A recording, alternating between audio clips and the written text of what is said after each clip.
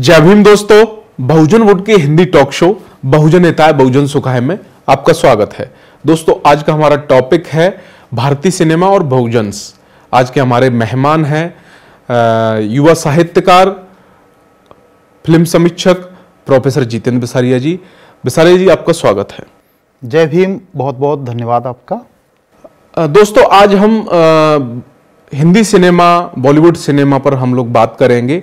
Bollywood cinema में बहुजनों की उपस्थिति कहाँ है, किस लेवल पे उनको रखा गया है, उनकी कहानियों को किस तरीके से दिखाया गया है या नहीं दिखाया गया है, ये बातें प्रोफेसर साहब से हम लोग करेंगे। इसी क्रम में मैं आपको बताना चाहूँगा, बहुजन वोट का ये बहुत अहम एपिसोड है जो हम लोग शूट करने जा रहे हैं। तो सर, हम शुरू करें? बिल्कुल। Thank you so much sir. भारतीय सिनेमा में बहुजनों की उपस्थिति को आप किस नजरिए से देखते हैं? बहुत अच्छा सवाल है जी। भारतीय सिनेमा से पहले मैं पूरे भारतीय परिदृश्य में बहुजनों की उपस्थिति के बारे में बात करना चाहूँगा कि चाहे वो लोक कलाएं रही हों, लोक संगीत रहा हो जी, लोक नृत्य रहे हों जी, उसमें सारे कर्ता धर्ता जी, बहुजन हैं जी, ठीक है। और केंद्रीय तत्व के रूप में वो सदैव रहे। लेकिन हिंदी सिनेमा में कि हम प्रारंभ से देखते हैं कि वहाँ वो केंद्रीय भूमिका में नहीं रह पाए।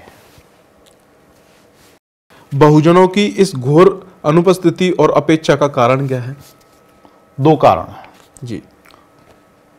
पहला कारण है उनका सामाजिक अनुक्रम में जी, उन्हें बराबरी का दर्जा प्राप्त नहीं है। जी, ठीक है। समाज का एक तबका है हिंदू धर्म की वर्ण व्यवस्था के अंतर्गत, वो नहीं चाहता है कि बहुजन हैं वो समाज, संस्कृति, साहित्य और सिनेमा किसी भी क्षेत्र में वो उनके बराबर टिक सकें। जी। यही स्थिति हम सिनेमा में भी देखते आ रहे हैं। लेकिन वहाँ एक चीज़ और है जी। वहाँ एक कारण है कि जब हम सिनेमा की शुरुआत होती है जी, उस समय 20वीं शताब्दी का प्रारंभ होता है, तो उस समय बहुजनों में शिक्षा का अभाव होता है, बिल्कुल। संसाधनों का भी अभाव था और फिल्म निर्माण की जो प्रक्रिया है एक महंगी और टेक्निकल प्रक्रिया है जी। तो उसमें संसाधनों की भी ज़रूरत होती है और उसके ज़रूरी ज्ञान की भी ज़रूरत होती है। तो उस समय जिनके पास संसाधन थे, जिनके पास पढ़ाई, उस सिनेमाई तकनीक को जानने का एक जरिया था, वो विदेशों तक गए, वहाँ से सीख करके आए, वहाँ से कैमरा लाए और तमाम मशीनें लाए फिल्म निर्माण के लिए, और उन्होंने उनका निर्माण किया जो उसमें सक्षम थे। उस में अगर देखा जाए तो स्थिति ये होती है कि वहाँ बहुजन पीछे हैं। तो ये दो कारण मुझे समझ में आए। यहाँ एक चीज और मानी जा सकती है, मेरा व्यक्तिगत अनुभव जो है या मैंने जो समझा है वो ये भी हो सकता है कि हमारे जो लोग थे, कहीं ना कहीं जो सक्षम लोग थे उनकी भी कमी रही है कि इस फील्ड में लोगों को प्रोत्साहित नहीं किया है या उस तरीके से नहीं उन्होंने तैयार किया था, या उनको मौका नहीं मिला। इस वजह से भी हम लोग हैं ना इससे पिछड़े हुए हैं। बहुजन जो सिनेमा से जो उनका जो कम्युनिकेशन गैप है वो एक कारण मुख्य ये भी हो सकता है। अच्छा। हाँ। तो मुझे लगता है ये अगला तीसरा सवाल है, क्या है सब आधुनिक सिनेमा युग की देन है या इसकी पूर्ण परंपरा भी रही है? ये बहुत ही महत्वपूर्ण और अच्छा सवाल है जी। इसके लिए मैं आपको बधाई देता हूँ जी। हम थोड़ा इतिहास में जाएंगे। जी। रंगमंच और सिनेमा तो 20वीं शताब्दी में आया जी। उससे पहले भारतीय समाज में रंगमंच की परंपरा रही है। संस्कृत साहित्य में भी और प्राकृत में भी और तमाम साहित्य में रही है। और शुरुआत होती है भरत मुनि से, जिन्होंने नाट्य शास्त्र के रूप में एक महत्वपूर्ण ग्रंथ की रचना की, और वहां से उन्होंने रंगमंच का निर्माण किया। जी। रंगमंच का निर्माण होना अपने आप में उन लोगों को के लिए एक खतरे की घंटी थी जो सामाजिक चेतना, जी, सामाजिक बराबरी के विरोध में थे। जी। वो सामाजिक भेदभाव, सामाजिक बराबरी को बचाए रखना चाहते थे और अपना श्रेष्ठता बोध भी बचाए रखना चाहते थे। तो उस दृष्टि से उन्होंने उसका विरोध किया। और हम देखते हैं कि मनुस्मृति में भरत मुनि के जो आगे की संतानें थीं, उन पर ये आरोप लगाया कि ये स्त्री और बालोपजीवी हैं। मतलब ये रंगमंच पर खुद के साथ साथ अपने पत्नी और बच्चों का भी उसमें प्रयोग करते हैं। तो इसीलिए उन्होंने कहा कि ये हेय हैं और ये शूद्र और अशोचाचार का उन पर आरोप लगा दिया, और उन्हें सूत और मागध जो उस समय की जो निम्न समझी जातियां थी उनमें डाल दिया। आगे हम देखते हैं कि जो भी रंगमंच से जुड़ा, नाटकों से जुड़ा, नौटंकियों से जुड़ा, या इस तरह की परंपराओं से जुड़ा जो इससे आजीविका चलाते थे, उनको समाज में हेय दृष्टि से देखा गया, उन्हें नीच और छोटा माना गया। जी। इसका कि हम उदाहरण देख सकते हैं कि महाराष्ट्र में कोल्हाटी जनजाति है, वहां की स्त्रियों हों, राजस्थान की कालबेलिया हों, हाँ, या मध्य प्रदेश की बेड़िया जनजाति, जी, उनके जो नृत्य हैं बड़े उद्दाम नृत्य हैं। आज हम देखते हैं कि विदेशों तक में उनकी धूम है, जी, धाक है। लेकिन जब उनकी सामाजिक स्थिति देखते हैं तो वहां घनघोर गरीबी है, घनघोर अशिक्षा है और घनघोर सामाजिक पिछड़ापन है। जी। कारण यही है कि कलाएं मनुष्य के का ऊर्ध्व विकास करती हैं, ऊंचाई की तरफ ले जाती हैं, उनकी चेतना को जागृत करती हैं। अगर कलाओं को, रंगमंच को अगर सम्मान दिया जाएगा तो फिर वो लगातार विद्रोही होती जाएंगी, और जो यथास्थितिवादी हैं वो उनके लिए एक खतरा होगा और उन्हें व्यवस्था परिवर्तन के लिए तैयार होना पड़ेगा।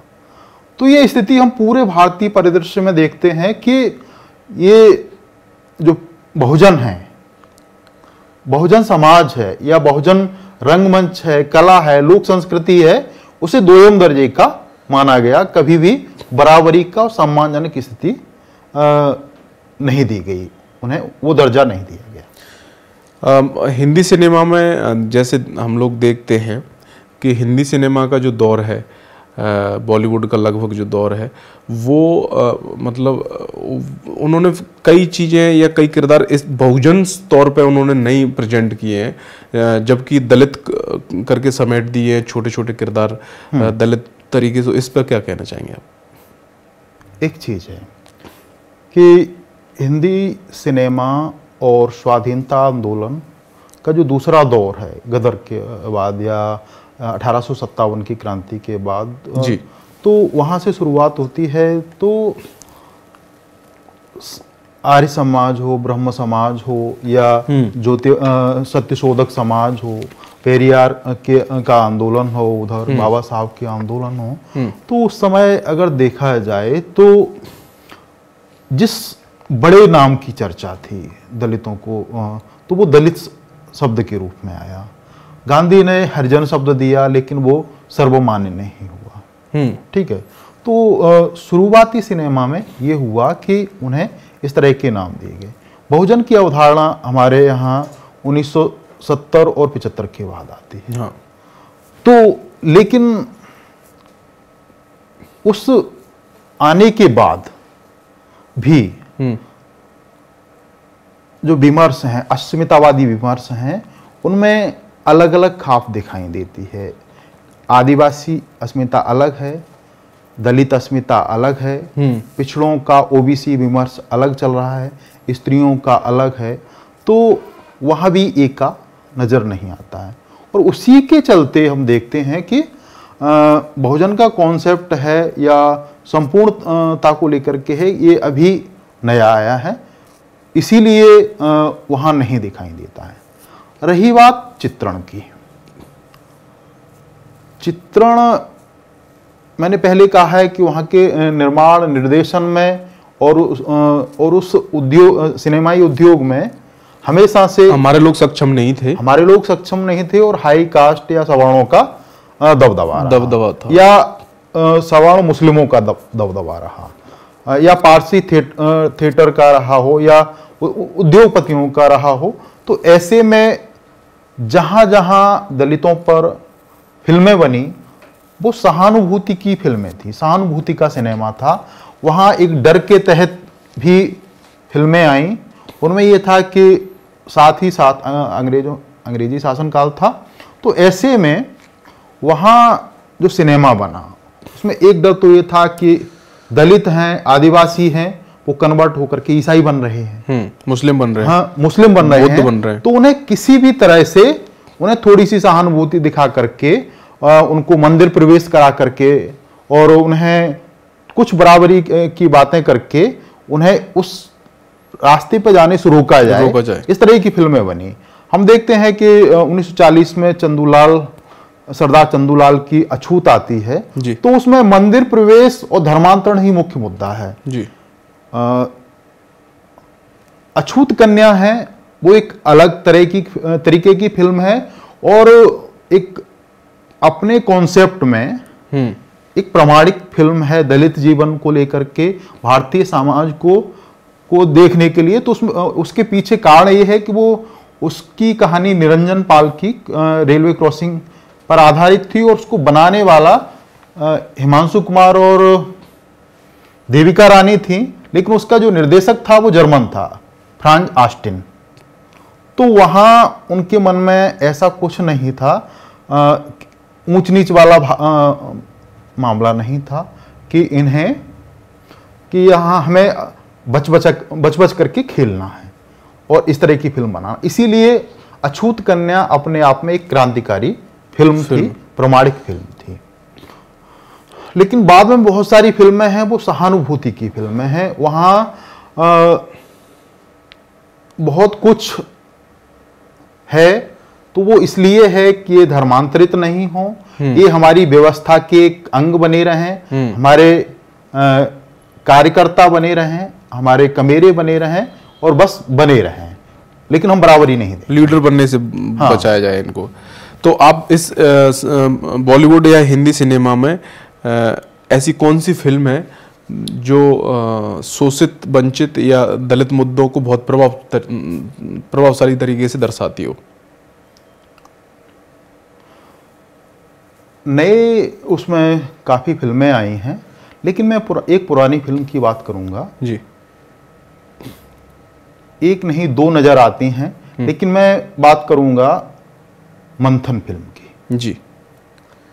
मंथन फिल्म आज जिस तरह से पब्लिक फंड या क्राउड फंडिंग के आधार पर फिल्में बनना शुरू हुई हैं, हम देखते हैं कि ये फिल्म गुजरात में जो श्वेत क्रांति के जनक थे, मैं नाम याद नहीं आ रहा है जी, तो उन्होंने वहाँ के जो 2.5 या 3 लाख किसान थे उनसे 1-1 रुपए लेकर के और उनकी समस्याओं को लेकर के जो दुग्ध क्रांति हुई तो उस पे उसको लेकर के उन्होंने फिल्म बनाई।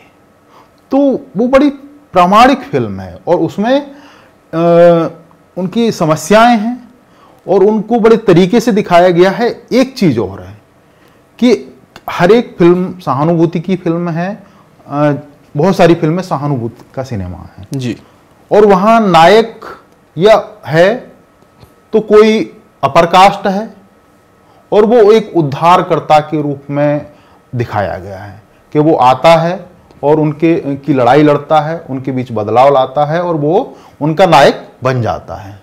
लेकिन गिरीश कर्नाड और उसमें सिमता पाटिल, नसीरुद्दीन शाह की भूमिकाएं हैं। तो वहां देखते हैं कि एक जहां वो सक्षम हो जाते हैं अपनी लड़ाई लड़ने में, उस गांव के जो किसान हैं वहां वो अपना पूरा नायकत्व है उन्हें सौंप करके कि अब आप अपना जो सहकारी संस्था है वो चलाने में सक्षम हो, और वो वापस अपने शहर लौट जाता है। इस रूप में मुझे वो फिल्म बहुत अच्छी लगी कि वहां जबरदस्ती नायक बनने की जिद नहीं है। गुलामी के बारे में, जो गुलामी फिल्म है उसके बारे में क्या विचार है आपके?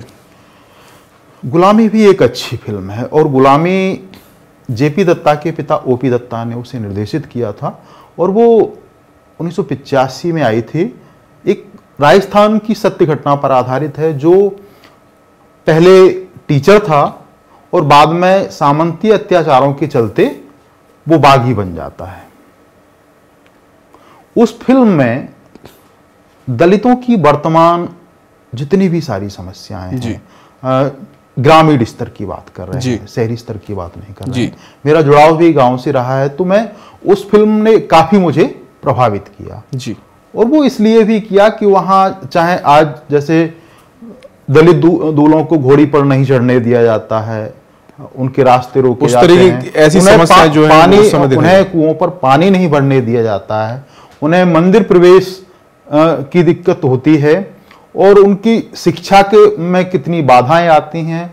वहाँ महाजनी सभ्यता कितनी प्रभावशाली है, जहाँ सूद और ब्याज का मामला है, वहाँ उस फिल्म में ये है कि आज भी खबर आती है कि बुंदेलखंड में भरी दोपहरी में स्त्रियां हैं, वो अपनी जूते और चप्पलें हाथ में लेकर के और बड़े जमींदारों के दरवाजे से पैदल निकलती हैं। उस फिल्म में हमें वो भी दिखाई देती है कि वो अपने बच्चे को लेकर के आती है। धर्मेंद्र की माँ है, उसका नाम रणजीत चौधरी है उसमें, तो वो चली आती है और धोखे से चप्पलें पहन करके अंदर घुस जाती है हवेली में। तो उसके लिए वो चीज क्षम्य नहीं होती है जमींदारों के लिए, और उसे अपमानित करने के लिए उसे बतौर सजा के रूप में उसे जो चप्पल जूते हैं, उसकी जो जूतियां हैं, उसे सर पे रखने की सजा दी जाती है। तो वहां देख जो रणजीत है वो कहता है कि मैं देख रहा हूं जी कि जगत की माता है जी, वो सिंहासन पर बैठी हुई, मेरी माँ के सर पर जूतियां हैं जी। तो वो अपने आप में विद्रोही फिल्म है। हाँ, और उसमें जो लड़ाई है वो दलित अपनी पूरी अस्मिता के साथ, अपनी पूरी पहचान के साथ लड़ते हैं। जिसका जो सरनेम है वो उस आधार पर लड़ते हैं, वहां कोई छुपाव नहीं किया गया है। और उसे ये अलग बात है कि वो अंत में मारा जाता है, लेकिन वो उस समय की जो जमींदारी है या महाजनी सभ्यता है उसको खत्म करके मरता है।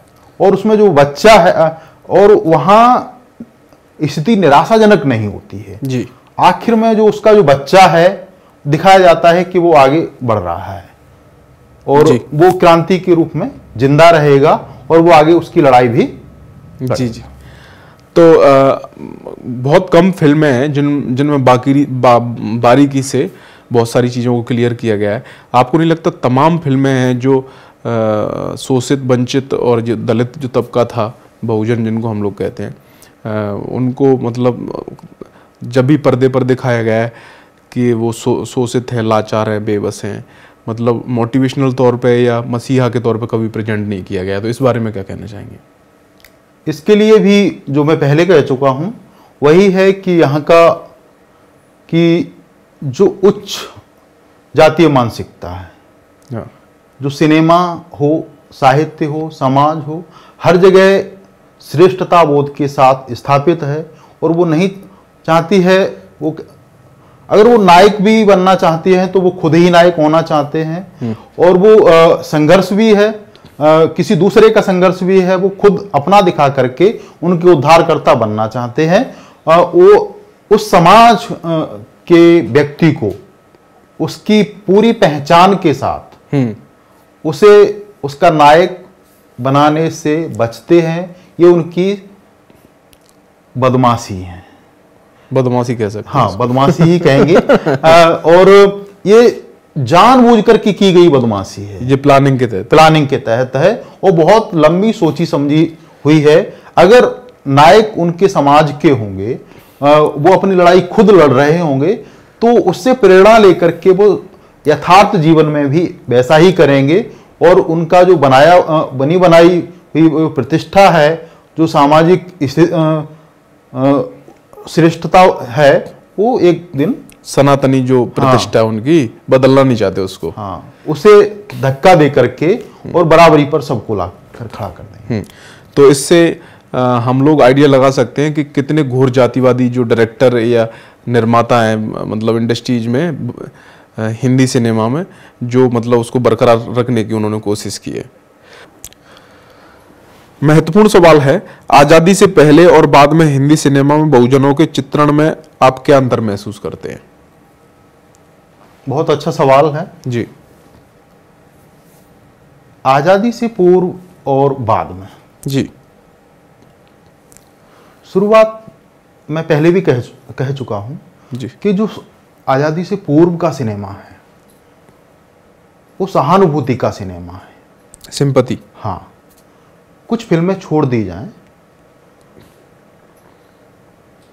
तो हम देखते हैं कि वहाँ दलित सहानुभूति के पात्र हैं और उनकी जो सामाजिक, सांस्कृतिक, राजनीतिक समस्याएं हैं पूरी तरह सिरे से गायब हैं। उन जहाँ भी वो आए हैं वो इस डर से उनका चित्रण हुआ है कि कहीं वो धर्मांतरित होकर के नहीं चले जाएं, वो अन्य धर्मों में नहीं चले जाएं और वो अपनी मूल पहचान के साथ में जो उन्हें हिंदू धर्म की व्यवस्था ने प्रदान की है उसी में वो संतुष्ट रहें और बने रहें। ये आज़ादी के पूर्व की सिनेमा की हमें एक विशेषता दिखाई देती है। जी, कुछ जगह विद्रोह हैं एक दो फिल्मों में, वो अपवाद मात्र हैं, सॉल्यूशन नहीं है।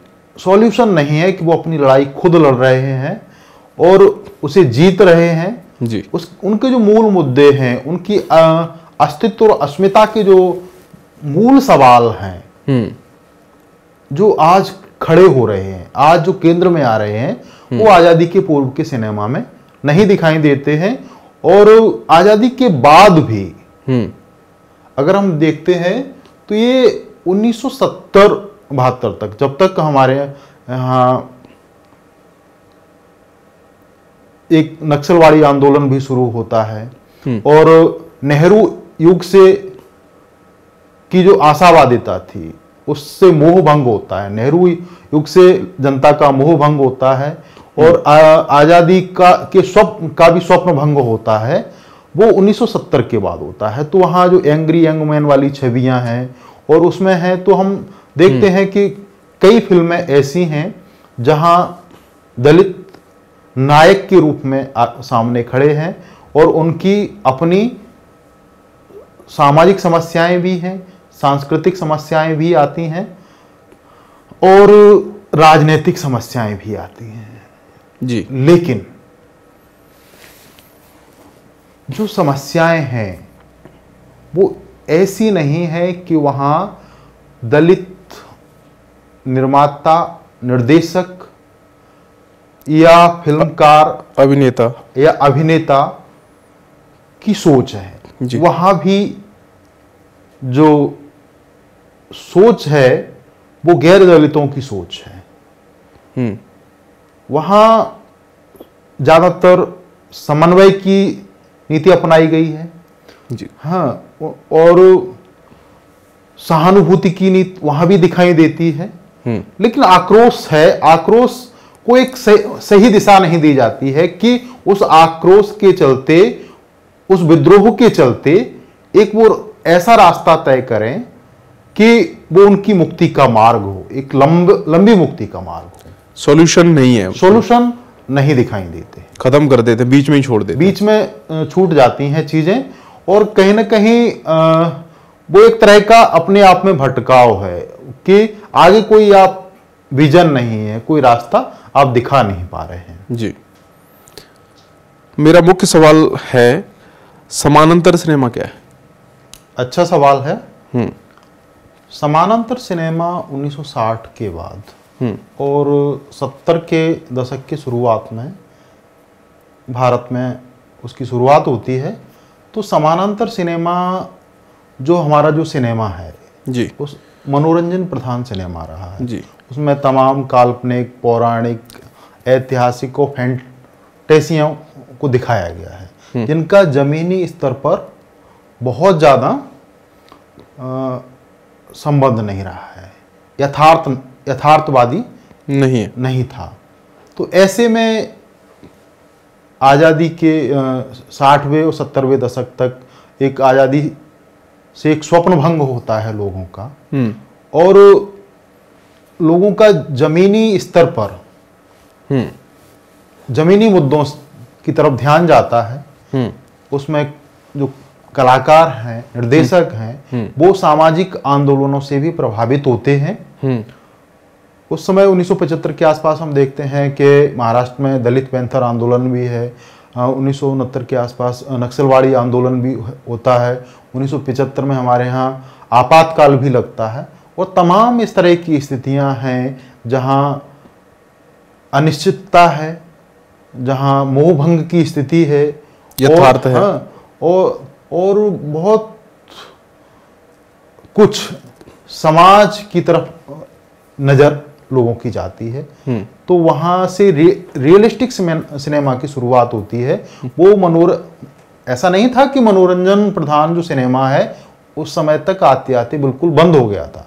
ये जो सिनेमा है उसी के बराबर यानी समान अंतर से चलता है, और इसकी मुख्य विशेषता होती है कि सामाजिक संघर्ष है, इसमें आम आदमी के दुखों को, कष्टों को, पीड़ाओं को बड़ी प्रामाणिकता से दिखाया गया, इसीलिए ये समानांतर सिनेमा कहा गया। लेकिन एक चीज और है, हमें आपत्ति है इस सिनेमा से नहीं, लेकिन उस सिनेमा की कॉन्सेप्ट से है। उस समय तक कान महोत्सव या तमाम विदेशों में भी पुरस्कार शुरू हो गए थे, और उन पुरस्कारों में हमारे फिल्मकारों ने गरीबी को बेचा। जितना जो फिल्में थी जिनमें बहुत ज़्यादा गरीबी होती थी, दलितों का, पिछड़ों का और अन्य लोगों का जो सामाजिक उत्पीड़न है, महिलाओं के साथ जो अत्याचार हैं, यौनिक हिंसाएं हैं, वो सारी चीज़ें दिखाई जाती थी। तो लगता था कि इससे पुरस्कार मिलेगा। इस तरह के आरोप सत्यजीत राय पर भी लगे कि उन्होंने भारतीयों की गरीबी को विदेशों में जाकर के सिनेमा के माध्यम से बेचा है। जबकि उस समय तक साहित्य के क्षेत्र में और समाज में भी दलित अपनी लड़ाइयाँ, पिछड़े अपनी लड़ाइयाँ लड़ने लगे थे। हम देखते हैं कि महाराष्ट्र में दलित पैंथर खड़ा होता है, उसमें तमाम नेता हैं, नामदेव ढसाल वगैरह हैं। ये बात एक जगह दिलीप मंडल सर ने भी कही है कि वो कोट पैंट पहन करके और अपनी लड़ाइयाँ स्वयं लड़ रहे हैं। ऐसे में समानांतर सिनेमा है, वहां भुखमरी दिखा रहा है, भुखमरी है, गरीबी है, अन्याय है, अत्याचार है, और वहां एक आत्मसम्मान नहीं है। हाँ, अपनी लड़ाई लड़ने का खुद जज्बा नहीं है। और लड़ाइयां भी कैसी हैं, आप आक्रोश फिल्म देख लीजिए कि वहां उसकी पत्नी के साथ रेप होता है, पिता मर जाता है, तो वो उसे इतना व्यवस्था पर विश्वास नहीं रहा है कि उसकी बहन के साथ भी वही होगा। तो वो जिस दिन अपने पिता का अंतिम संस्कार करने आता है, वो अपनी बहन को भी कुल्हाड़ी से काट करके वो पुनः जेल में चला जाता है। तो वो एक तरह का होपलेस करता है, एक तरह की निगेटिविटी भी पैदा करता है कि दलित अपने इस व्यवस्था में, संविधान में, लोकतंत्र में अब आशा की कोई किरण नहीं बची है कि उसमें उस व्यवस्था को में भरोसा जता करके अपनी लड़ाई को लड़ा जा सके। जबकि आगे चल करके हम देखते हैं कि हाँ, उस लड़ाई को संवैधानिक तरीके से लड़ाया जा सकता है। आज भी संविधान, न्यायालय और लोकतंत्र तमाम दुनिया की व्यवस्थाओं के बावजूद, तमाम अराजकताओं, भ्रष्टाचार के बावजूद भी हमारे लिए एक आशा की किरण के रूप में सामने आता ही आता है। वही है कि जो मानसिकता थी डायरेक्टर्स जितने भी थे उनकी, वो दलित या पिछड़े, वंचित, शोषित जो भी तबका था उनको, उनका जो नेगेटिव था, जो नेगेटिव सारी चीजें थी जैसे शोषण, ये सारी चीजें दिखाई हैं, जबकि मोटिवेशनल उन पे उन्होंने ध्यान नहीं दिया है। हाँ, जिनसे लोग प्रेरणा लेके कुछ अच्छा कर सकते हैं। कुछ एक आध फिल्में हैं, लेकिन मूलतः बहुत मुख्य रूप से उनको इग्नोर किया है, वही दिखाया। बहुत बहुत धन्यवाद। अगला सवाल है, बहुजनों की वो कौन सी स्थितियां और घटनाएं जिनका चित्रण अभी बॉलीवुड से छूट गया है या उन्होंने इग्नोर किया है, दरकिनार किया है? देखिए, अभी समानांतर सिनेमा पर बातचीत करते हुए जो हम बात कर रहे थे, वो स्थितियां हैं कि दलित, पिछड़े या बहुजन इन फिल्मों में या आने वाली फिल्मों में अपने नायक नहीं है, अपनी लड़ाई के पुरोधा नहीं है। उनको उनकी लड़ाई, उनके जो सामाजिक सरोकार हैं, उनकी जो संस्कृति है, उनकी हजारों साल पुरानी सभ्यता है, और चाहे वो आदिवासियों की हो, दलितों की हो, उनका जो संघर्ष है, अदम्य अटूट संघर्ष है, जो कभी न तुर्कों के सामने झुका, न मुगलों के सामने झुका, न अंग्रेजों के सामने झुका, और उन्होंने लड़ाइयाँ लड़ी, और आज भी वो एक योद्धा के रूप में हमारे सामने आते हैं। चाहे वो टांटा भील हो, हाँ, बिरसा मुंडा हो, टांटा भील हो, गोविंद गुरु हो, हाँ, या फिर झलकारी बाई हो, उदा देवी पासी हो, हाँ, और यहाँ तक कि साहू जी महाराज हैं, हाँ, और भी इतिहास में है, रानी दुर्गावती हैं, हाँ, और बहुत सारे महापुरुष हैं जिन्होंने समाज को बदलने के लिए एक बड़ी लड़ाई लड़ी और समाज को जोड़ने की बात की। वो इन फिल्मों से दरकिनार है। हिंदी सिनेमा ने तो भगत सिंह लेवल के जो क्रांतिकारी थे, उधम सिंह, उनको भी इग्नोर कर दिया है। हाँ, बिल्कुल।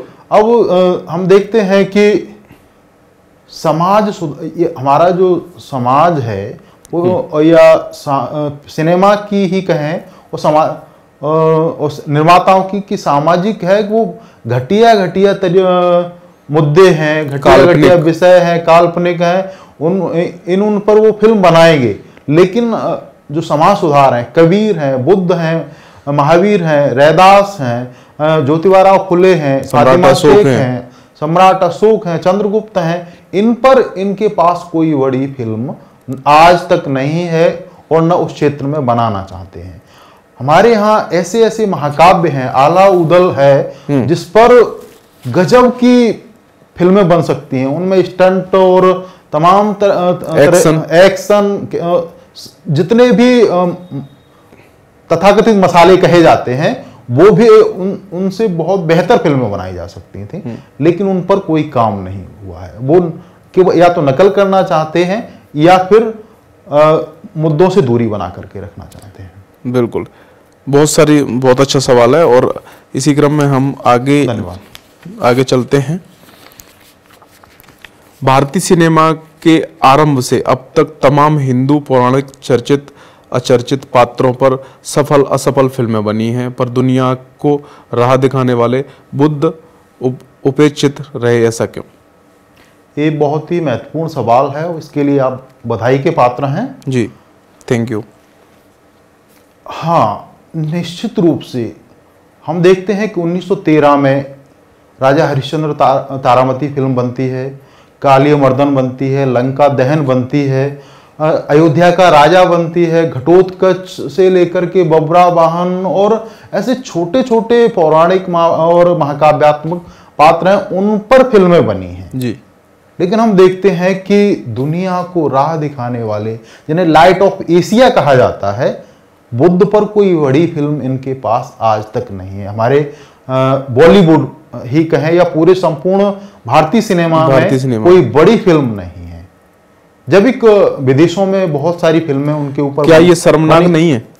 निश्चित रूप से शर्मनाक है। और वो शर्मनाक इसलिए है कि अगर बुद्ध पर फिल्म बनती है, बुद्ध दुनिया के पहले वैज्ञानिक माने जाते हैं। बिल्कुल, वो तर्क की बात करते हैं, वो वैज्ञानिकता की बात करते हैं, यथार्थ की बात करते हैं, यथार्थ की बात करते हैं, जमीनी बात करते हैं, और वो अपने को मार्गदाता बताते हैं, न कि अपनी भक्ति करने की बात करते हैं।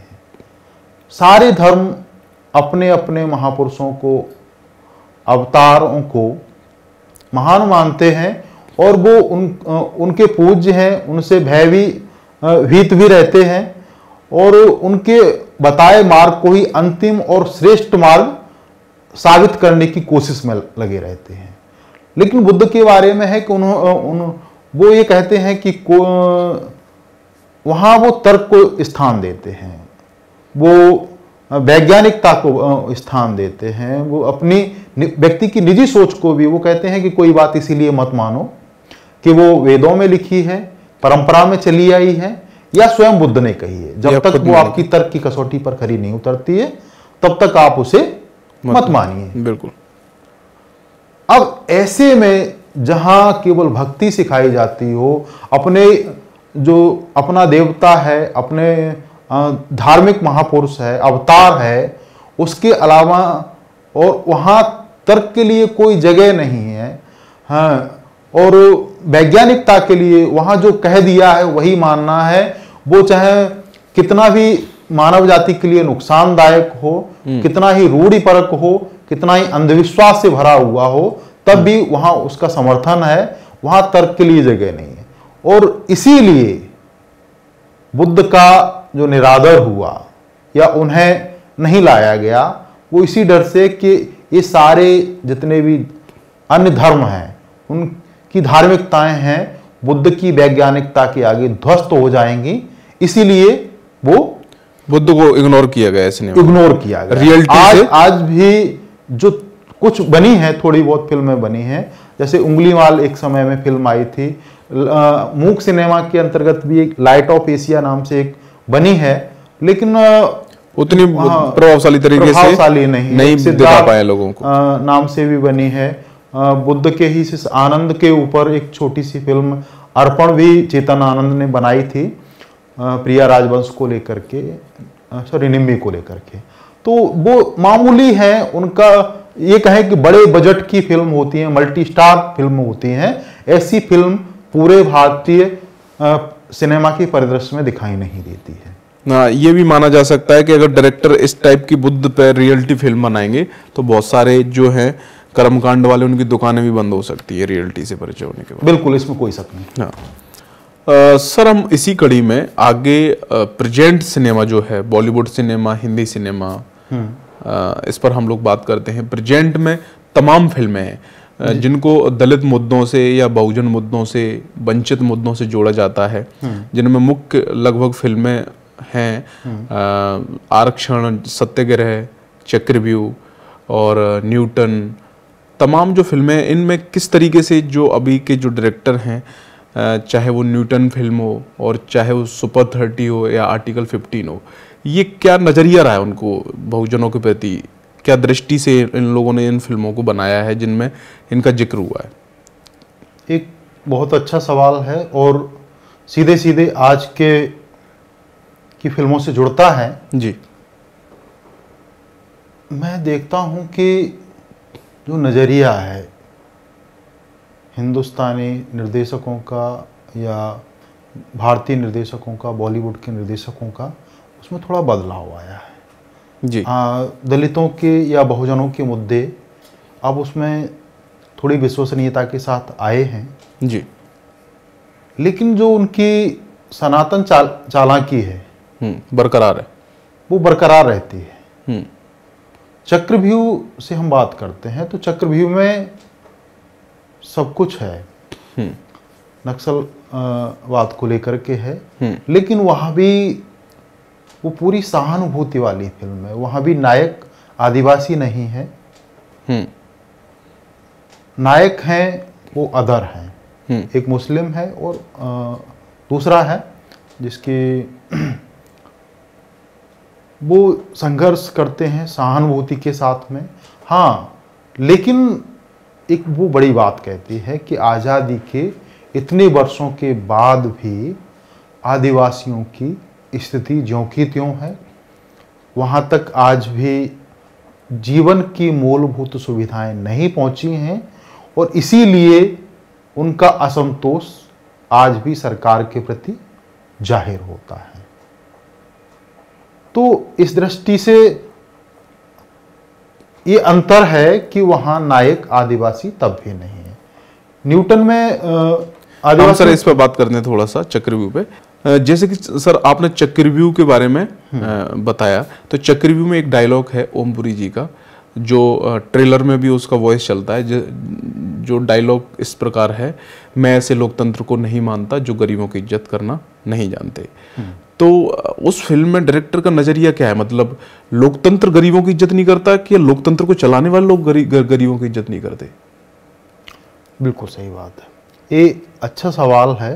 हाँ। और उस मूल मानसिकता को वो दिखाता है कि कहीं ना कहीं ऐसे तत्व भारतीय सिनेमा बॉलीवुड के अंतर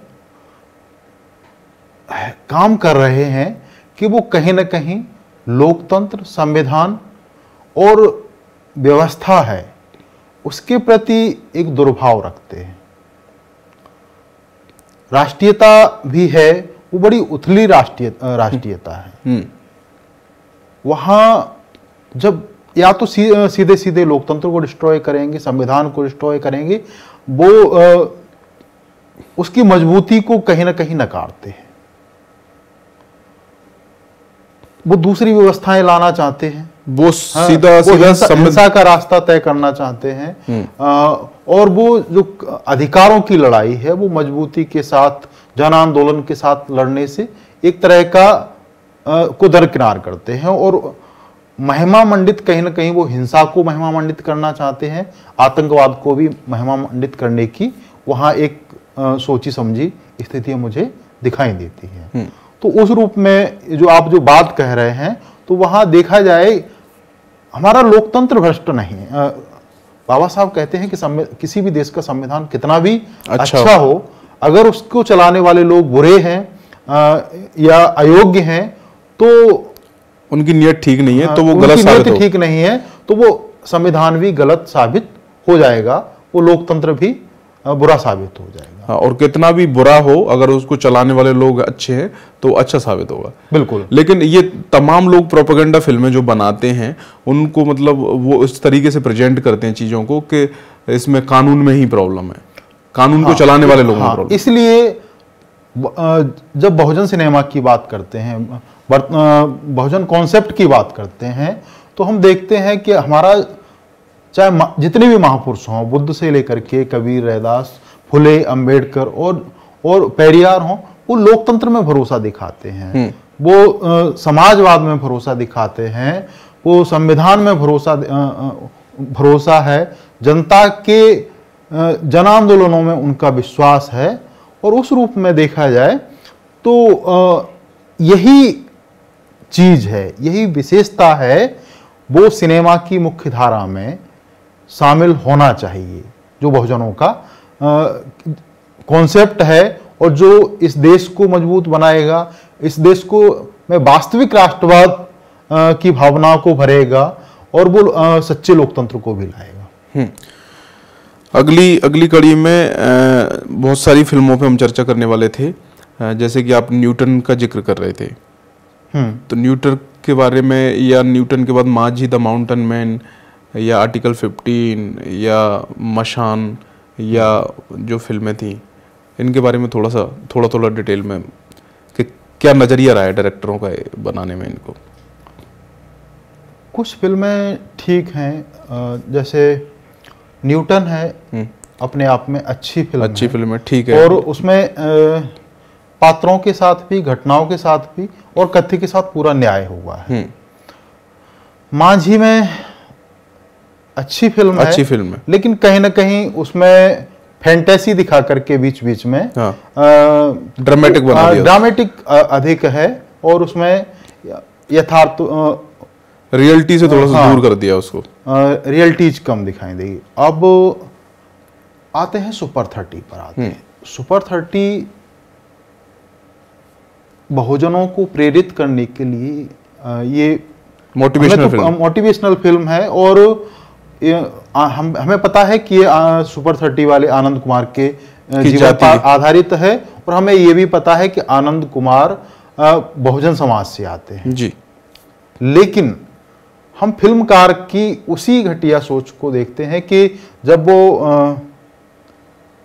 इधर आर्टिकल 15 आती है तो वो एक तरह की काल्पनिक फिल्म है। मुद्दे असली हैं, घटनाएं असली हैं, लेकिन वो एक काल्पनिक तरीके से बनाई गई है। लेकिन उसमें जातियों के सरनेम खोल दिए गए।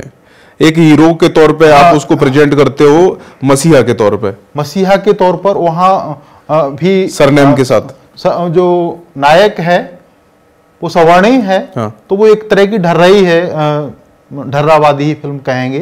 लेकिन सुपर 30 में आपको क्या दिक्कत थी कि आनंद कुमार को, जिसमें ऋतिक रोशन ने उसकी भूमिका निभाई है, कि आप उसको उसके मूल सरनेम के साथ सहजता से दिखा सकते थे। वो कोई विद्रोही फिल्म नहीं थी, वो कोई हिंसात्मक फिल्म नहीं थी और उससे किसी का कोई नुकसान भी नहीं होने वाला था। तो इसलिए वो सारा मूल सरनेम के साथ वो फिल्म नहीं है, इसलिए उसका संघर्ष एक तरह से फर्जी हो जाता है। हाँ, फिल्म बहुत अच्छी थी, मोटिवेशनल थी। मूल रूप डायरेक्टर की जो मानसिक सोच थी वो यही थी कि अगर वो जाति के साथ दिखाता तो लोग और ज्यादा रिलेट कर पाते उससे और उनको लगता है उससे ये भी एक संदेश जाता कि बहुजन समाज में भी लोग समाज सुधार के लिए, लोगों को मोटिवेट करने के लिए वही जज्बा रखते हैं जो सवर्णों के किसी विद्वान में, किसी एक्टिविस्ट में होता है। ये इसे करने से निर्देशक जानबूझ करके बच जाते हैं, बचा है, बच जाते हैं। अब यही हम लोग बात करते हैं प्रेजेंट सिनेमा में दलित कॉन्सेप्ट पे जो फिल्में आ रही हैं या बहुजन या वंचित शोषित जो भी हैं जिन पर फिल्में आ रही हैं, वो डायरेक्टर ये भी कहीं ना कहीं बचने की कोशिश करता है आज प्रेजेंट समय में कि एक हीरो है जो अछूत है, ठीक है, और एक हीरोइन है जो अप्रकाष्ट है और हीरो लायक है, काबिल है, लेकिन वो जो उनका फॉर्मेट है लव वाला, वो शादी वाले बंधन से बचता है। मतलब इंटरकास्ट मैरिज वो दिखाता ही नहीं उसमें, या इंटर रिलीजन दिखा देगा, हिंदू मुस्लिम वाली दिखा देगा, लेकिन इंटरकास्ट दिखाने में क्यों कष्ट है आज के जो डायरेक्टर हैं बॉलीवुड के? ये बहुत अच्छा और बहुत जरूरी सवाल था और ये केवल 1936 में जब अछूत कन्या फिल्म आती है, उसमें भी लड़का ब्राह्मण है, लड़की दलित है, तो वहाँ भी उनकी शादी नहीं होती है। और हम यहाँ बहुत सारी फिल्में हैं, आज के दौर की आरक्षण ले लो, आज के दौर की आरक्षण भी देखी जाए कि उसमें सहानुभूति है, प्रेम है, लेकिन विवाह नहीं होता है। और दूसरे ये भी है कि वो सेकंड मैरिज के रूप में, जैसे मसान फिल्म है, एक बहुत अच्छी फिल्म है और बड़े यथार्थवादी तरीके से दिखाई गई है, लेकिन वहाँ भी जो उनका मेल होता है लड़की का और लड़के का, तो वो कहीं ना कहीं वहाँ भी उसकी अधूरा रहा है। वो कहीं ना कहीं दूसरी स्थिति में जाकर के उसको एक्सेप्ट करती है। पहली स्थिति में एक लड़की है, उसका एक्सीडेंट करवा के मरवा दिया जाता है, और ये दूसरी है, उसका पहले उसके साथ एक त्रासदी या ट्रेजेडी घटित हुई है, इसीलिए वो उसका साथ कबूल करती है। तो ये बहुजनों की जो अपने सिनेमा की बात होती है, अपने कॉन्सेप्ट की बात होती है, वो इसीलिए होती है कि आप सहज तरीके से उनको नहीं दिखा पाते हैं। आपका श्रेष्ठता बोध है वो आप आड़े आ जाता है और आप कहीं ना कहीं उन्हें नीचा दिखा करके अपनी बात को खत्म कर देते हैं। इसी क्रम में जो आरक्षण है, प्रकाश झा जी की जो फिल्म है आरक्षण, उसमें Deepika Padukone as a heroine और सैफ अली खान हीरो हैं। सैफ अली खान ने दलित का कैरेक्टर किया है, दीपक कुमार उनका नाम है। वो बहुत योग्य, बहुत एजुकेटेड और टैलेंटेड थे, और उसके बाद भी है ना दीपिका पादुकोण की सिंपैथी भी उनके साथ रहती है, लेकिन डायरेक्टर की जो मानसिकता है या प्रोड्यूसर या जो भी उनकी मानसिकता है वो बचे हैं शादी करने से। जबकि उस फिल्म में लास्ट में जब वो मिलते हैं तो वो दिखा सकते थे कि इनकी शादी हो सकती है। तो इनसे ये बचते हैं कि आने वाले समय जो बॉलीवुड सिनेमा है, हिंदी सिनेमा है, इसमें ये बदलाव देखने को मिल सकता है या अभी चलेगा इतना लंबा? बदलाव तो आएगा, बदलाव प्रकृति का नियम है। और आरक्षण वाली बात है, आरक्षण का प्रकाश झा बहुत अच्छे निर्देशक हैं। उनकी दामुल हिंदी सिनेमा में, यथार्थवादी सिनेमा में एक मील का पत्थर फिल्म है, और भी उन्होंने फिल्म बनाई है, लेकिन यहाँ तक आरक्षण तक आते आते वो फिसलते हैं, राजनीतिक हो गए। आपको लगता है आधा जो हिस्सा है, जो उसका जो पूर्वार्ध है वो ठीक है, अपने उस पर चलता है। जैसे ही वो डोनेशन के माध्यम से और पुरानी जो आश्रम पद्धति है कि इन्हें बड़े लोग चलाएंगे और उनमें गरीबों के बच्चे पढ़ेंगे, वो शिक्षा देंगे, लेकिन बात ये है कि इसकी जरूरत क्या है जब हमारे सामने देश है, लोकतंत्र है, देश की स्वच्छ व्यवस्था है और सरकारी शिक्षा की व्यवस्था है। तो हमें निजीकरण की बजाय हमें जो भी सरकारी संस्थान हैं उनके मजबूत करने की बात आती, उनमें फ्री शिक्षा की बात आती, तब तो हमें वो स्वीकार थी। वो ये जो दान पुण्य वाली है, वहां फिर ये होता है कि आगे चल करके आप शिक्षा तो देंगे, जो दान देगा, जो डोनेशन देगा, जो उसका ट्रस्टी होगा, वो उस स्कूल का, उस आश्रम का, वो अपनी वैचारिकता भी वहां थोपेगा। बिल्कुल। जब वैचारिकता थोपेगा तो फिर वो निष्पक्ष नहीं रहेगा, उसका जो टीचर है वो निष्पक्ष नहीं रहेगा, और जब निष्पक्ष नहीं रहेगा तो फिर वो सही शिक्षा, सही उस पर नहीं चला सकते, उसको नहीं जाएगा, और वो एक दूसरी दिशा में चला जाएगा। बिल्कुल। स्वतंत्र शिक्षा की बात है, स्वतंत्र चेतना की बात है, वैज्ञानिक दृष्टि की बात है, और क्रांतिकारी चेतना की बात है, वो वहां तक नहीं जाने से उसका जो वो है रुक जाएगा, वो उद्देश्य तक नहीं पहुंचेगा। हाँ, अपने उद्देश्य में सफल नहीं होगा।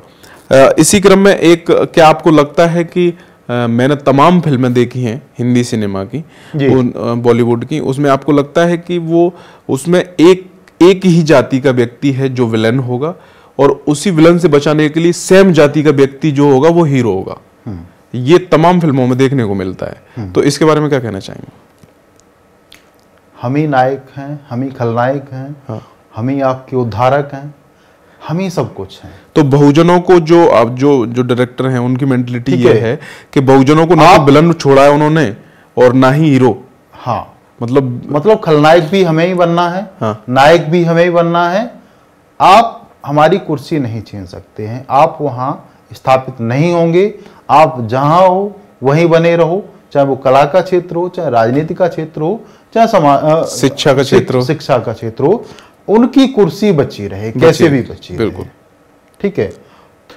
तो ये फिल्मों में, तमाम फिल्मों में है कि नायक खलनायक वो वही है, और वो अपने मूल सरनेम के साथ हैं, वहां कोई दिक्कत नहीं है। वो सिंघानिया है, शर्मा है, और सिंह साहब हैं, जो भी है, कोई दिक्कत नहीं है। उस समाज को भी कोई दिक्कत नहीं है कि इसमें नायक भी और खलनायक भी वही है। हाँ, इसी क्रम में जो एक और निकल के आता है, जैसे आपने अभी बताया कि अगर कोई अच्छा हीरो है या अच्छा कैरेक्टर, चाहे वो जज का कैरेक्टर हो या पुलिस अफसर का कैरेक्टर हो, तो उनके सरनेम लगभग सेम मिलते हैं। शर्मा त्रिवेदी, चतुर्वेदी, द्विवेदी, अग्रवाल, ये सारे सरनेम मिलते हैं। तो ये भी एक प्रोपेगेंडा के तहत है ना, वो प्रेजेंट करने हैं क्या बहुजनों में IAS IPS लोग नहीं है, या जज नहीं है, या बिजनेसमैन नहीं है, या अधिकारी नहीं है। तो ये भी तो एक प्रोपेगेंडा के तहत वो लोग नाम सरनेम यूज करते हैं सिनेमा में।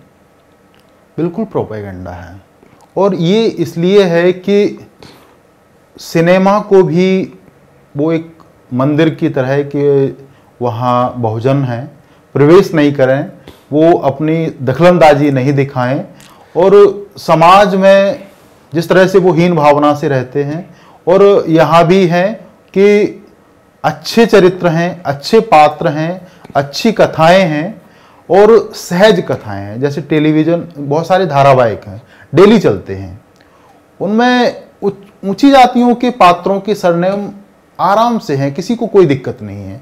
जहाँ जाटव वाल्मीकि और पास ही शुरुआत हो जाती है, वहीं लगता है कि ये सब यहाँ की जो पवित्रता है, यहाँ का जो स्वच्छता है या जो है, ये सब भंग हो जाएगी। हाँ, और ऐसा लगता है कि इसे होना नहीं चाहिए, ये इरिटेट करने वाली चीज है।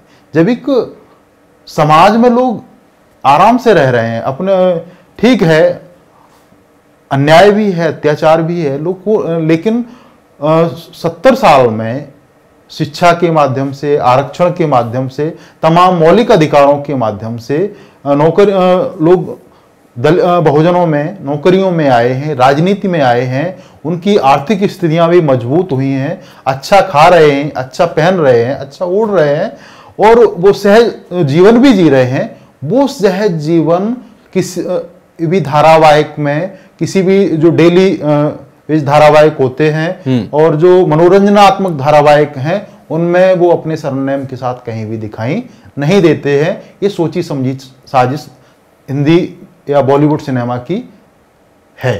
इनको ये भी पता है कि जो सिनेमा बना रहे हैं, चाहे सीरियल हो चाहे फिल्में हो, इनका जो खरीदार है या इनका जो देखने वाले जो दर्शक है वो बहुजन समाज है। अगर बहुजन समाज इन सारी चीज़ों को इग्नोर कर दे तो ये अपनी फिल्मों का, अपने सीरियल का बजट नहीं निकाल पाएंगे। ये सत्य है। बिल्कुल। तो इसी क्रम में हम लोग आगे बढ़ते हैं और इन सारी परंपराओं को और ये बंधनों को, और इन्होंने जो जकड़ रखा है, सामंतवादी सोच ने ये जकड़ रखा है सिनेमा को या सिनेमा के दौर को, इसको तोड़ने के लिए क्या बहुजनों को अपना सिनेमा होना चाहिए? बिल्कुल। अभी जिस तरह से मानसिकता में, निर्माता निर्देशकों की मानसिकता में कोई बदलाव दूर दूर तक दिखाई नहीं देता है, ऐसे में बहुजनों का एक अपना सिनेमा होना बहुत जरूरी है, जो उनको उनके अस्तित्व और अस्मिता के साथ मजबूती से खड़ा करेगा।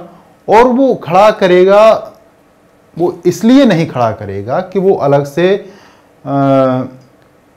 एक नया जातिवाद खड़ा कर रहा है। उसका जो रास्ता है वो लोकतंत्र का रास्ता होगा, वो संविधान का रास्ता होगा, बराबरी का रास्ता होगा, स्वतंत्रता और भाईचारे का रास्ता होगा। और वो सहज तरीके से चित्रण जब तक नहीं होगा, वो तब तक नहीं होगा जब तक बहुजनों का अपना सिनेमा नहीं होगा। बहुजन समाज के निर्माता, निर्देशक, कलाकार हैं, गीतकार, संगीतकार, नेता अभिनेता अपने तरीके से अपने कॉन्सेप्ट पर फिल्में नहीं बनाएंगे। क्योंकि हम देखते हैं कि सिनेमा के 100 साल नहीं 110 साल हो चुके हैं और उसमें बहुत बड़ा बदलाव नहीं आया है। बहुजन समाज आज भी वहां हाशिए पर ही दिखाई दे रहा है। 2 पीढ़ी आज़ादी, मतलब सिनेमा के 2 पीढ़ी मान लो 110 साल समथिंग हो गए हैं। हाँ, उस बीच में मतलब इनकी मानसिकता लगभग चेंज नहीं हुई है। बिल्कुल बदलाव कहाँ दिखाई तो जब बहुजन समाज का सिनेमा होगा तो अपने कलाकार होंगे, अपने अभिनेता होंगे, अपने संगीतकार होंगे, अपनी कहानियां होंगी, जो कहानियां लोगों ने दरकिनार कर दी गई हैं वो कहानियां होंगी। तो वो कैसे संभव है, मतलब अपना सिनेमा खड़ा करना कैसे संभव है? देखिए, ये अच्छा सवाल है और ये मैंने शुरुआत में ही कहा था कि सिनेमा एक महंगा व्यवसाय है। पहले वो शौक का जरिया रहा, व्यक्तिगत स्तर पर लोग पैसा लगा करके फिल्में बनाते थे और कई बार ये भी हुआ कि उन्होंने फिल्में बनाई और वो नहीं चली तो उन्होंने आत्महत्याएं करनी पड़ी। हमारे सामने तीसरी कसम और शैलेंद्र जी का उदाहरण है। तो लेकिन एक चीज है कि उस समय का सिनेमा है, आज़ादी के बाद का सिनेमा है, और समाज में भी बहुत अंतर आया है। बहुजन समाज भी सक्षम हुआ है, उसके पास भी पैसा है, और अगर चाहें तो वो अपना मीडिया और अपना सिनेमा खड़ा कर सकते हैं। एक दूसरा रास्ता है कि आप प्रतिबद्ध होकर के समाज के लिए सिनेमा बना रहे हैं, तो समाज जो 85% है, एक बहुत बहुसंख्यक है, वो कितना है, 80 है, 85 है, जितना भी है, लेकिन एक बहुत बड़ी संख्या है। अगर उस तक मैसेज जाए कि आपकी समस्याओं को लेकर के, आपके की चेतना को जागृत करने के लिए हम फिल्म बना रहे हैं, उसमें क्राउड फंडिंग के द्वारा भी फिल्में बनाई जा सकती हैं। अगर फिल्मकार प्रतिबद्ध है अपने समाज के प्रति, अपने समाज की कहानियों के प्रति, उसके कॉन्सेप्ट के प्रति। हाँ, एक तो ये बहुत अहम है सिनेमा खड़ा करने के लिए। एक तो क्राउड फंडिंग के जरिए हम लोग अपना सिनेमा खड़ा कर सकते हैं। दूसरा सबसे बड़ा जो मुझे लगता है वो ये है कि हमारी फिल्में या हमारी कहानी है, हमारी सबसे ज़्यादा पॉपुलेशन है, बहुजन समाज की पूरे देश में 85% पॉपुलेशन है, तो वो लोग सिनेमा को देखेंगे भी, तब भी हम सिनेमा खड़ा कर सकते हैं। मतलब पहली मान लो एक कहानी किसी ने प्रोड्यूस करके अगर उस फिल्म को बनाया है, उस फिल्म को सिर्फ बहुजन समाज देखे, कोई क्राउड फंडिंग देने की जरूरत नहीं है, सिर्फ देखे उसको, तब भी हम बहुजन समाज का सिनेमा खड़ा कर सकते हैं। इसमें कोई शक की बात नहीं। हाँ, तो अगर बहुजन समाज का सिनेमा खड़ा हो जाता है भविष्य में 10 साल, 5 साल, 20 साल, 50 साल, जितना भी समय लगता है, जो भी दौर है, उस बीच में अगर बहुजन समाज का सिनेमा खड़ा हो जाता है, तो आपका कौन सा पसंदीदा जो सब्जेक्ट होगा जिस पर आप चाहेंगे कि सबसे पहले इस पर फिल्म बनाई जाए? बहुत अच्छा सवाल है। और बिल्कुल ऐसे इतिहास में, बहुत लंबा इतिहास है ये, सिंधु घाटी की सभ्यता से लेकर के आज तक का जी, तो हमारे पास बड़ी कहानियां हैं, बड़े नायक हैं, उन पर किसी पर भी फिल्म बनाई जा सकती है। हम सिंधु घाटी की सभ्यता की समाजवाद पर फिल्म बना सकते हैं कि किस तरह से वहाँ का समाज, उसमें समाजवाद था, लोग मिल कर के रहते थे, और वहाँ किसी भी तरह की का भेदभाव नहीं था, गरीबी नहीं थी, और वहाँ सब मिलजुल करके के उत्पादन करते थे, और उसका उपभोग भी वो उसी तरह से करते थे। तो हम उस पर बना सकते हैं। हम लाइट ऑफ एशिया या दुनिया को राह दिखाने वाले हैं बुद्ध पर बहुत अच्छी फिल्म बना सकते हैं, जो ये तमाम अंधविश्वास, पौराणिकताएं और ये जादू टोनों को ध्वस्त करने के लिए बुद्ध का चरित्र ही अपने आप में इतना प्रेरणादायक है कि अगर उसे ईमानदारी से फिल्मा दिया जाए तो वो एक बड़े मैसेज के साथ में समाज को बदलाव का बायस बन सकता है। कबीर पर भी मैं चाहूंगा कि एक अच्छी फिल्म बनाई जाए। एक फिल्म हम 1 जनवरी को 1818 1 जनवरी 1818 क्या भीमा कोरेगांव 500, जिस तरह से यूरोप में या पश्चिम में 300 2 पार्टों में बनती है, इसी तरह की भव्य फिल्म भीमा कोरेगांव पर भी बनाई जा सकती है। और 500 महारों ने, जो मुझे वो बहुत प्रेरणादायक कहानी लगती है, और मैंने सुना है कि बाबा साहब ने कभी किसी के सामने सर नहीं झुकाया, और 1 जनवरी को न्यू ईयर के समय पे बाबा साहब मत्था टेकने जाते थे भीमा कोरेगांव। हाँ, उन्होंने कभी किसी के सामने सर नहीं झुकाया, लेकिन जो 500 महारों ने जो पेशवाओं से लड़ाई लड़ी और 28,000 को ध्वस्त कर दिया, खत्म कर दिया, तो बाबा साहब वहाँ पर मत्था टेकने जाते थे और प्राउड करते थे कि ये हमारे पूर्वज हैं। और उन्होंने, कई लोगों ने ये भी कहा है कि एक कहावत है जो चलती है इस दौर में, वो ये है कि तेरे जैसे 56 देखें। जब लड़ाई होती है किसी से तो लोग अक्सर जनरली लोग बोलते हैं, तो वो कहावत कहाँ से आई है ये मुझे पता चला था। मैं नागपुर में जब था उस समय, तो एक व्यक्ति ने मुझे बताया था कि 28,000 में 500 का हम भाग करते हैं, 500 से डिवाइड करते हैं तो एक के हिस्से में 56 ही पड़े थे। अच्छा। तो 28,000 पेशवाओं को उन्होंने खत्म कर दिया था। ये बहुत पावरफुल और बहुत बेहतरीन कहानी है। हमारे समाज ये इस पर इसलिए भी बननी चाहिए कि ये कहा जाता है कि बहुजनों ने कौन से तीर मारे हैं, कौन सी लड़ाइयाँ लड़ी हैं। हमारे आन बान शान और जितने भी साखे किए हैं, जौहर किए हैं, हम लोगों ने ही किए हैं। तुमने क्या किया है? क्या किया? तो इतिहास में इस तरह के बहुत सारे युद्ध हैं जो बहुजनों के द्वारा लड़े गए। बहुजन हैं, आदिवासी हैं, वो महाराणा प्रताप की भी शक्ति थे, वो वीर शिवाजी की भी शक्ति रहे। और इतिहास में बहुत सारी लड़ाइयाँ हैं बगैर बहुजनों के नहीं लड़ी गई हैं, निर्णायक लड़ाइयाँ। तो उन लड़ाइयों पर, ऐसी घटनाओं पर फिल्में बनाई जानी चाहिए। ऐसा तो पसंदीदा बताओ कोई एक आप अपना। फिलहाल तो मैं भीमा कोरेगांव की भीमा कोरेगांव, अक्सर लोगों का रुझान भीमा कोरेगांव पे। दिलीप मंडल सर भी कई बार ट्वीट करके बोलते हैं भीमा कोरेगांव पे फिल्म बननी चाहिए, तमाम बॉलीवुड के लोगों को टैग करके। इसी क्रम में मेरा आखिरी सवाल जो है वो ये है कि बहुजन महापुरुषों पर फिल्म बनाई जाती हैं या उनकी कहानियों पर फिल्म बनाई जाती हैं जी, तो समाज के लोगों को किस तरीके से उनको सपोर्ट करना चाहिए जिससे बड़ी आसानी से सिस्टमेटिक बहुजन सिनेमा को खड़ा किया जा सके? इसका जवाब तो हम पहले दे चुके हैं, लेकिन एक जवाब और बनता है। अगर ये आपका आखिरी सवाल है तो जी।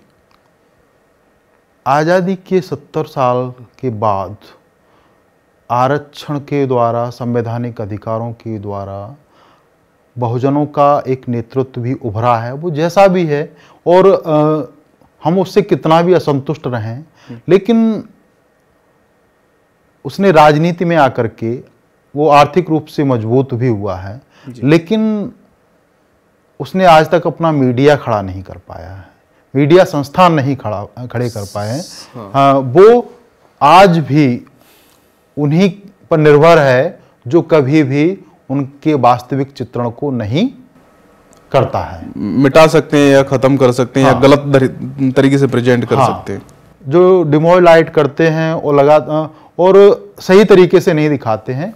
तो होना ये चाहिए था कि जो बहुजन राजनेता हैं, मैं नाम नहीं ले रहा हूं, बहुत सारे हैं, नाम गिनाने चलूं तो बहुत सारे सक्षम रहे हैं। वो उप प्रधानमंत्री तक गए हैं, मुख्यमंत्री तक गए हैं, राज्यपालों तक गए हैं, लेकिन उन्होंने मीडिया के क्षेत्र में या इस तरह के कला के क्षेत्र में, सिनेमा के क्षेत्र में उन्होंने इस तरह के हाथ आजमाने या मदद करने के लिए कोई बड़ा काम नहीं किया है। और यही कारण है कि हम दूसरों की बनाई हुई फिल्में देखते हैं, दूसरों के चित्रित किया हुआ हम खुद को वहाँ देखते हैं, भले ही वहाँ सच्चाई नहीं है।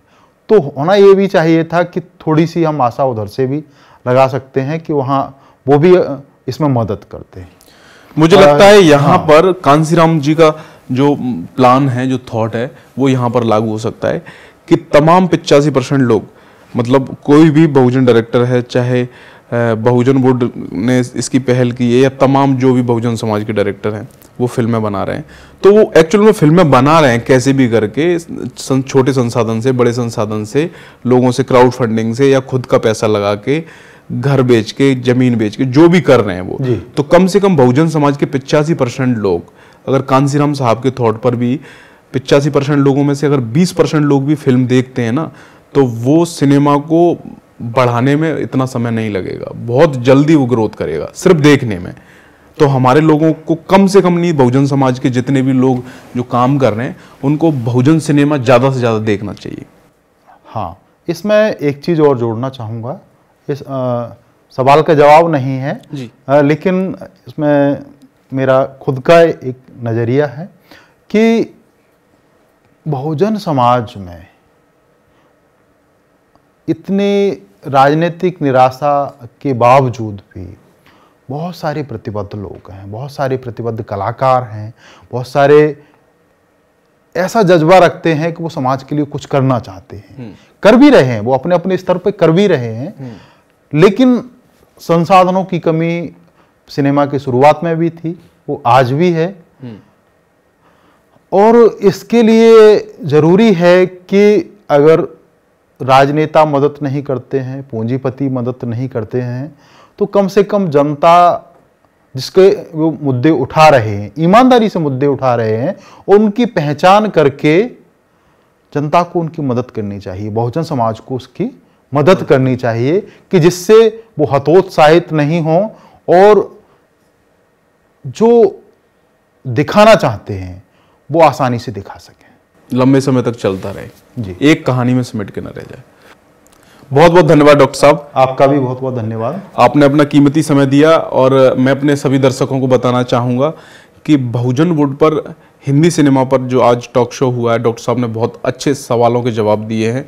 अगर आपको हमारे सवाल और जवाब अच्छे लगते हैं या बुरे लगते हैं, आप कमेंट बॉक्स में कमेंट करके बताइए। अगर हमसे कुछ सवाल छूट गया तो आप कमेंट बॉक्स में कमेंट करके बताइए, आगे कभी चर्चा हम इस पर करेंगे। दूसरा, मैं ये कहना चाहूँगा सभी दर्शकों से कि आपको अगर वीडियो पसंद आए बहुजन वुड का, तो आप इसको कमेंट करें, लाइक करें और शेयर करें। और अगर आप ये वीडियो फेसबुक पेज पर देख रहे हैं तो फेसबुक पेज को लाइक करें और उसके वीडियो को शेयर करें। ज़्यादा से ज़्यादा बहुजन समाज में जितने भी दर्शक हैं, लोग हैं बहुजन समाज के, जो सिनेमा के बारे में कम जानते हैं या सिनेमा के बारे में जानना चाहते हैं, उनको ज़्यादा से ज़्यादा लोगों को इस वीडियो से, इस एपिसोड से परिचित कराइए। बहुजन समाज जो है, बहुजन समाज का जो पैसा है, उसी से पूरा बॉलीवुड, मीडिया, सिनेमा सब कुछ उसी से चल रहा है। तो क्यों ना हम अपने सिनेमा को खड़ा करने के लिए एक मुहिम स्टार्ट करें और बहुजन वुड को सपोर्ट करें। Thank you so much. जय भीम।